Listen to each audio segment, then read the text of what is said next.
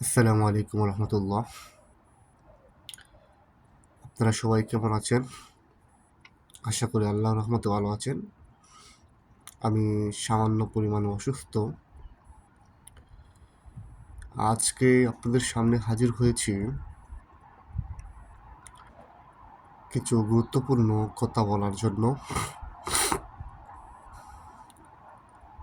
প্রথমত, আমরা অতিক্রম করছি আমাদের জীবনের সব থেকে গুরুত্বপূর্ণ অধ্যায়, যৌবনকাল। যৌবনকাল একজন ব্যক্তির জীবন গড়ার জন্য সব থেকে শ্রেষ্ঠ একটি সময়। এই সময় যে ব্যক্তি যত বেশি পরিমাণে এফোর্ট দিতে পারে তার লাইফে, ওই ব্যক্তিটি কিন্তু আসলে সব থেকে বেশি পরিমাণে সফল হয়।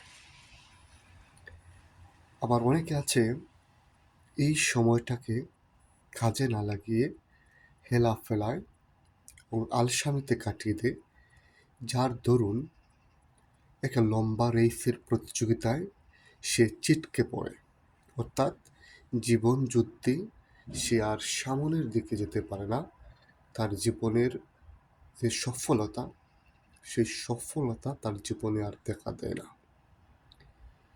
এটা হচ্ছে আমাদের জীবনের জন্য সবচেয়ে করুণ একটি বিষয়।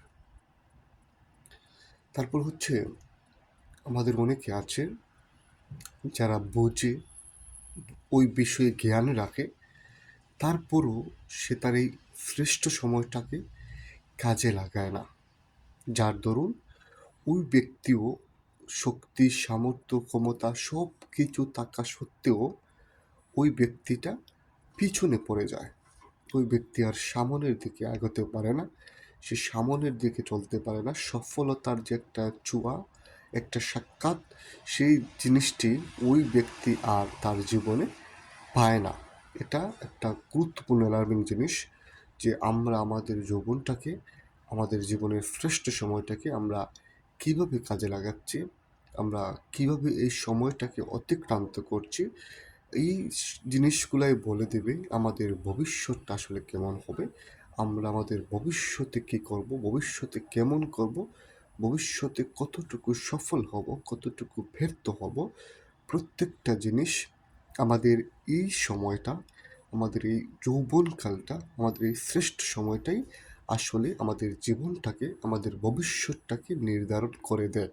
সুতরাং ওই ব্যক্তি জ্ঞানী, যে ব্যক্তি তার এই যৌবনকালকে, তার এই সব থেকে গুরুত্বপূর্ণ সময়টাকে সে সঠিকভাবে সঠিক জায়গায় ব্যয় করতে পারে, ওই ব্যক্তিটি আসলে দিন শেষে সফলতার দেখা পায়।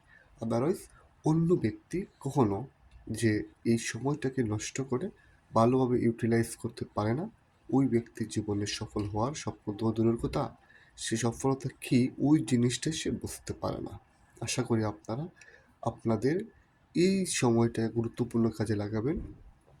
আর যারা এই সময়টা অতিক্রান্ত করে ফেলেছেন, তারাও এই সময়টার আলোকে আপনার জীবনের যে বাকি সময়গুলো আছে, ওই সময়গুলোকে কাজে লাগানোর জন্য সচেষ্ট হবেন, সতর্ক হবেন এবং একটা উদ্যমী ভূমিকা পালন করবেন বলে আমি বিশ্বাস করি।